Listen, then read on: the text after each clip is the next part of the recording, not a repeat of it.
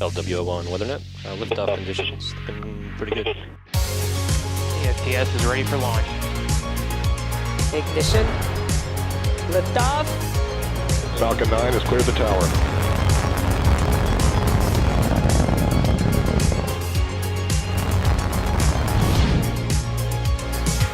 Ten, 9, 8, Side booster ignition. 6, 5, 4, 3, 2, 1.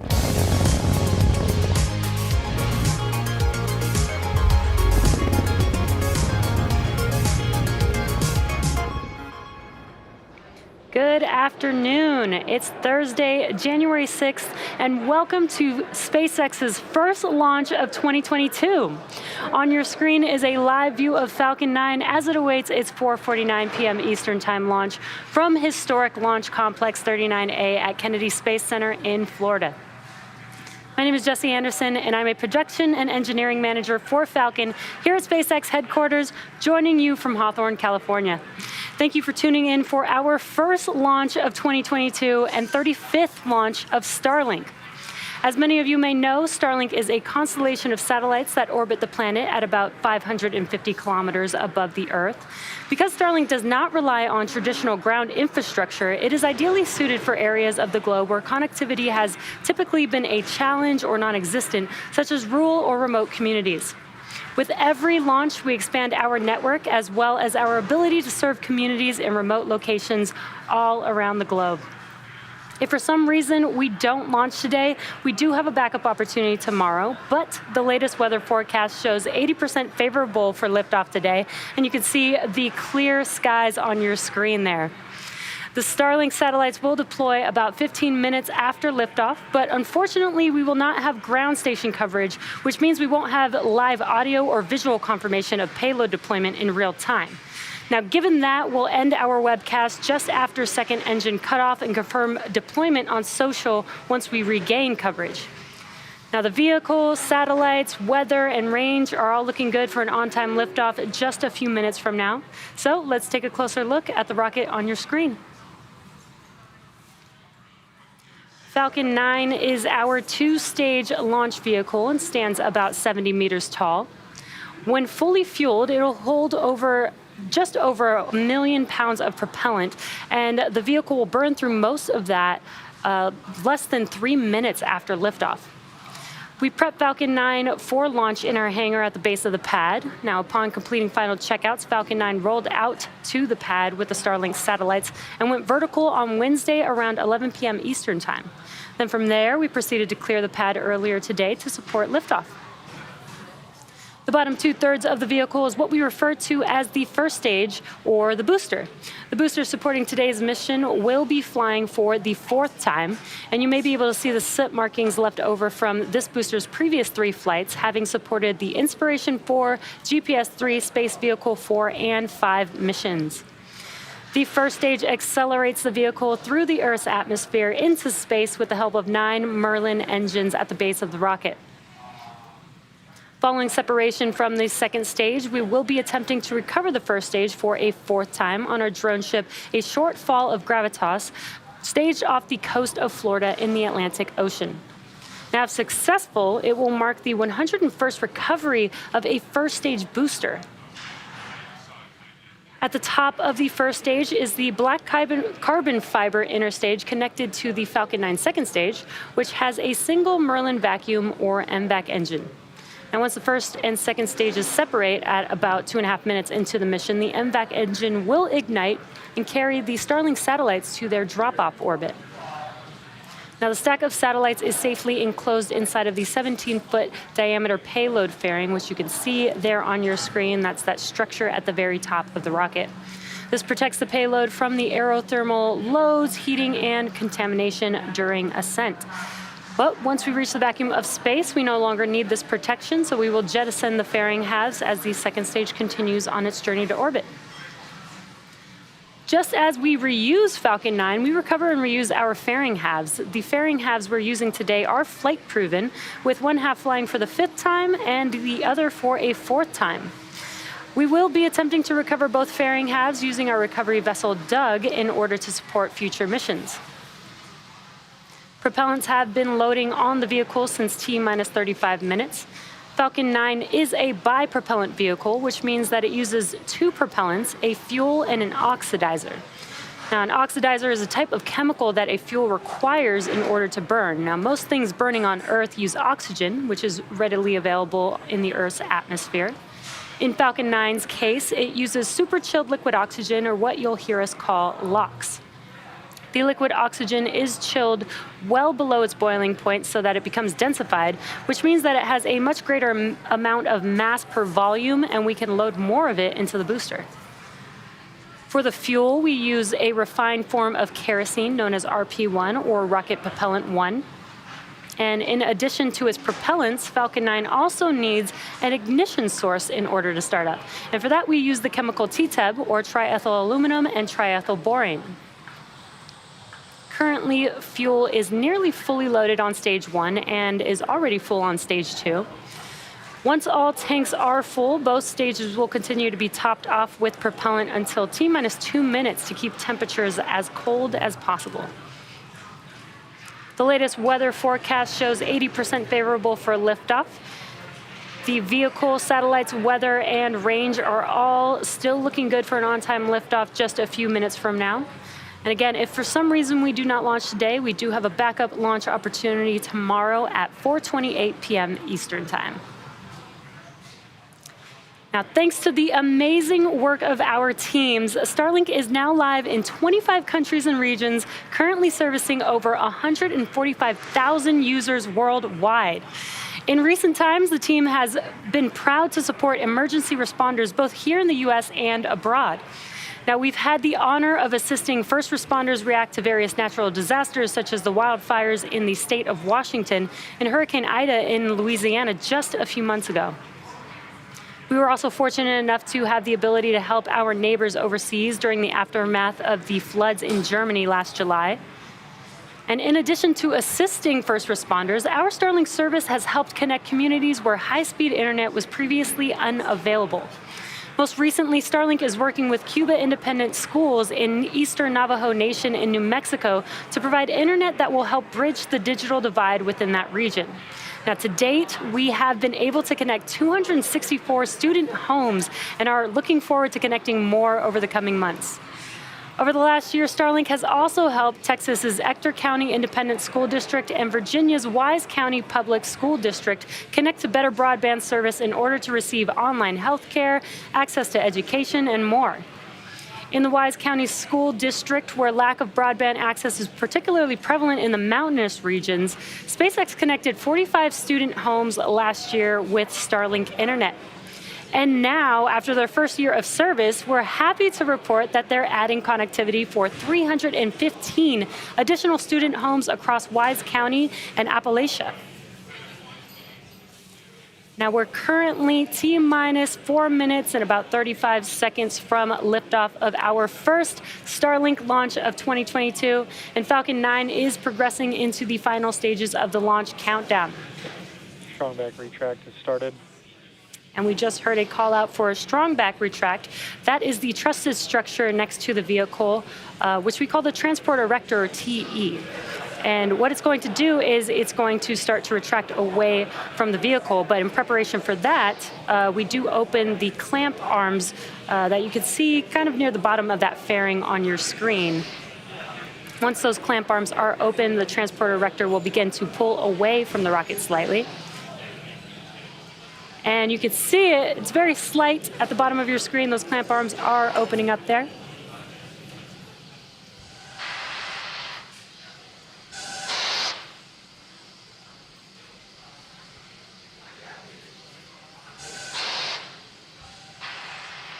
And we should see the TE start to retract here shortly, and there it is. It's very slow and steady, but it is moving back away from the vehicle there. The TE is the structure that provides liquids, gases, electrical connections to the second stage, as well as air conditioning to the payload fairing. Again, this TE retracting away helps to clear the way for the vehicle as it lifts off.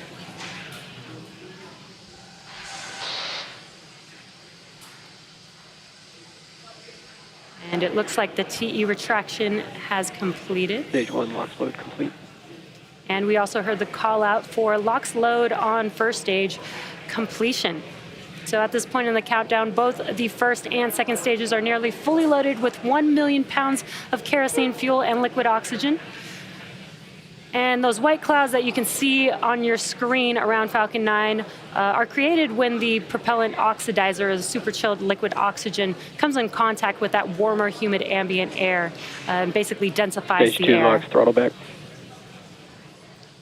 Now, both first and second stage are finishing up prop loading. Actually, first stage has completed at T-minus 3 minutes, and second stage will complete at T-minus 2 minutes, coming up here in about 15 seconds. And at T-minus 60 seconds, Falcon 9 will be in startup. That means that the rocket's autonomous internal flight computers have taken over the launch countdown. And then just inside T-minus 2 seconds, we light the Merlin M1D engines.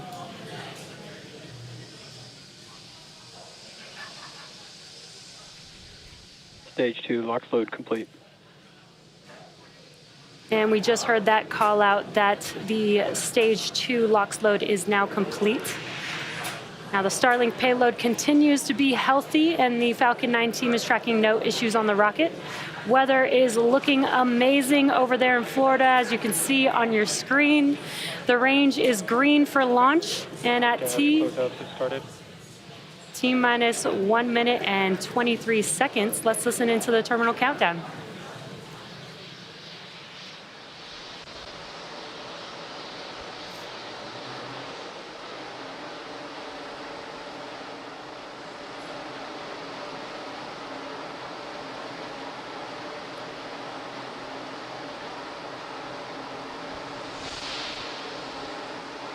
Falcon 9's in startup. There's that call out. Falcon 9's autonomous internal flight computers have now taken over the launch countdown, just awaiting the final go from the launch director. LD, go for launch. And great news, we are go for an on-time liftoff. Let's listen into the terminal count and watch as Falcon 9 takes our 49 Starlink satellites into a 53-degree south inclination orbit. T-minus 30 seconds.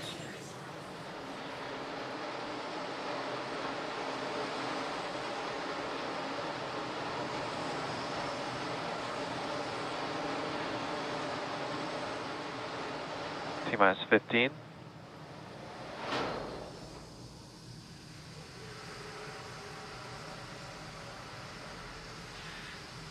T-minus 5, 4, 3, 2, 1.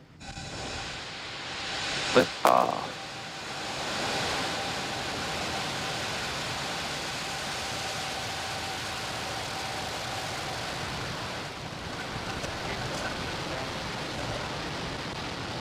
Stage 1 chamber pressure is nominal.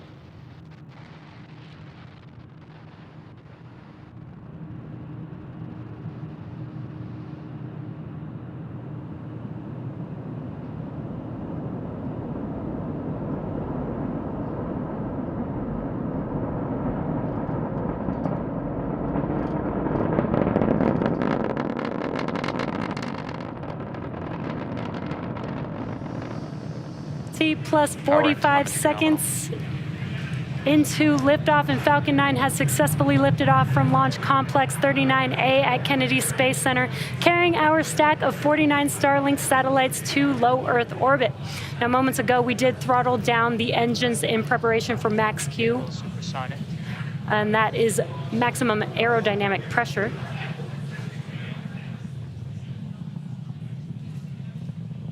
Max Q.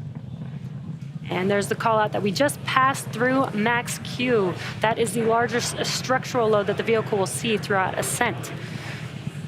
Now coming up, we will have 3 events happening in quick succession. That'll be main engine cutoff, or what we call MECO, stage separation, and second stage engine start 1, or SES1. MECO is where all 9 of the M1D engines shut off and slow the vehicle down in preparation for stage separation. And MVAC engine chill has started.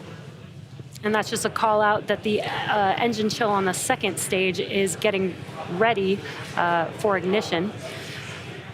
Stage separation is where the first stage separates from the second stage, and with first stage returning back to Earth for landing, while stage 2 continues on its journey with the third event, SES-1, or second stage engine start 1. And that's where the MVAC engine ignites up and propels the second stage along with the Starlink satellites to their targeted drop-off orbit. We're just about 10 seconds or so away from those 3 events, and they will be followed by fairing deploy shortly after SES-1 as well.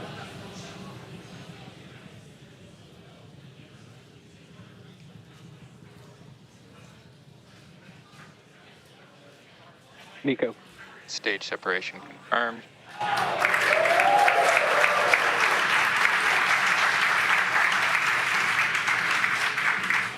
MVAC ignition.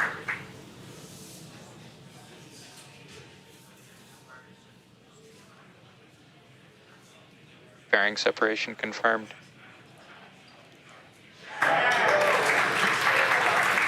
We have got some great views, all 4 of those events that I mentioned, MECO, stage separation, SES-1, and fairing deploy, all visually confirmed on your screen. Now, the fairing halves flying on today's mission are both flight proven, with one half supporting its 5th flight and the other supporting its 4th flight on today's mission. So we will be attempting to recover the halves again using our recovery vessel, Doug, to hopefully support future missions. On your left-hand screen is a view of the first stage. You can see the grid fins have deployed there. Those help guide the vehicle back to its landing zone. And on your right-hand screen is stage 2. Now, as that heads towards its targeted drop-off orbit, stage 1 will execute 2 burns in order to make its way back to Earth. The first is the entry burn, where 3 of the M1D engines will reignite, and this helps to slow the stage down as it re-enters the upper part of the Earth's atmosphere.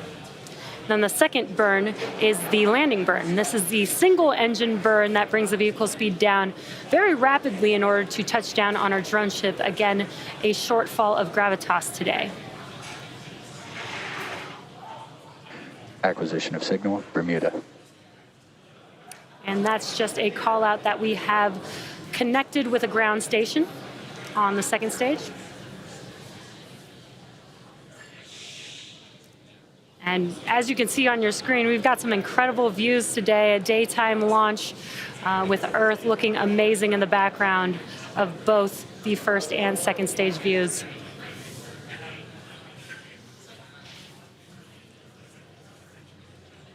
Now we're just under 2 minutes away from the entry burn starting up on the first stage. So for those of you who follow, we've got a nominal trajectory call out on second stage, which is great news.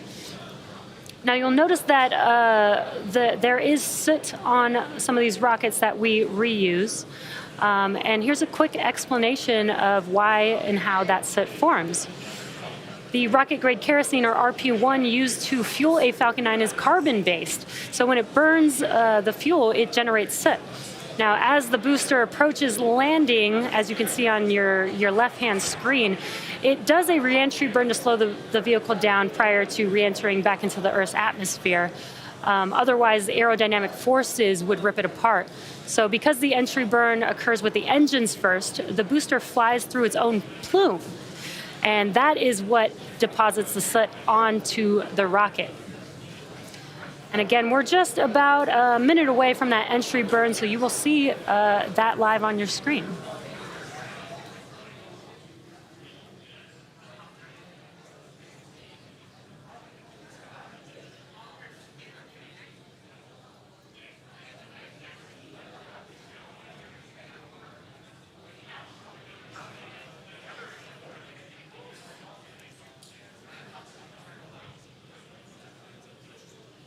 Again, we've got some great views of our Starlink mission today.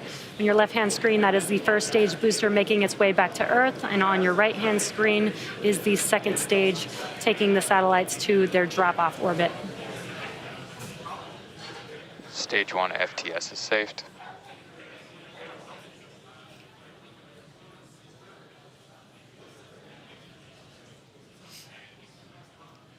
Stage 1 entry burn startup.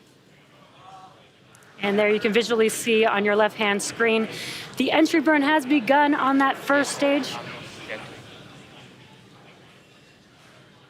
This will last about 20 seconds or so long. Stage 1 entry burn shutdown. Stage 2 FTS is safed. And that concludes the entry burn on the first stage. And really cool, you can kind of see the grid fins as they rotate to help guide the vehicle back to its landing zone, which again today is a shortfall of gravitas waiting for this booster in the Atlantic Ocean.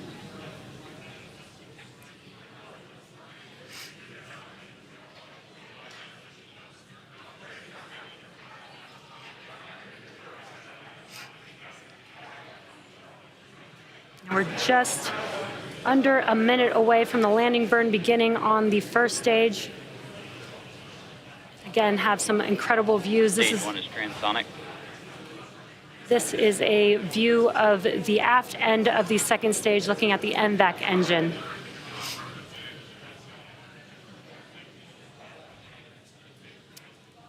So we are going to have landing burn coming up on first stage. That'll last about 20 seconds long, and right when landing burn ends, we should have SECO 1 or second engine cutoff 1 on second stage. Stage 1 landing burn startup.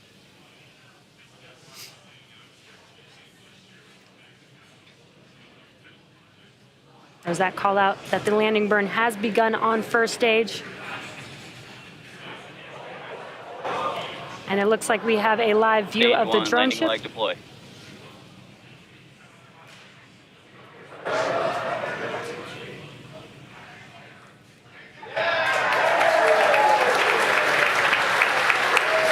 1 landing is confirmed. And we have touchdown of Falcon 9. And through the cheering, we also heard that call out for SECO 1, which is great news. Our booster landing today marks our 101st overall successful recovery of a first stage and 134th successful flight of a Falcon 9 first stage. We also heard nominal orbital insertion for stage 2. So with that call out, next up, loss of signal, Cape. Next up will be payload deploy of our 49 Starlink satellites. Now today's launch marks the Expected loss of signal, Bermuda. Today's launch marks the first East Coast launch to a 53-degree south inclination. We're flying in the south degree trajectory to increase recovery weather availability for both the booster and fairing halves during the winter months.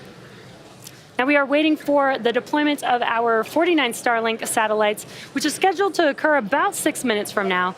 But as I mentioned, we won't have live audio or visual confirmation of payload deployment due to the lack of ground station coverage. We will acquire signal with our ground station in Kodiak, Alaska at T plus 1 hour and 20 minutes. So for those of you interested, we will keep the audio-only countdown nets up on our YouTube channel, and we'll confirm successful payload deployment on our social channels. Now with that, we'll be bringing our webcast to a close for today. Thank you for joining us for the first launch of 2022 and our 35th launch of Starlink to date. A big thank you to the Range and Federal Aviation Administration for supporting today's mission. If you're interested in signing up for Starlink service, head over to starlink.com. Thanks for watching, and we'll see you next time.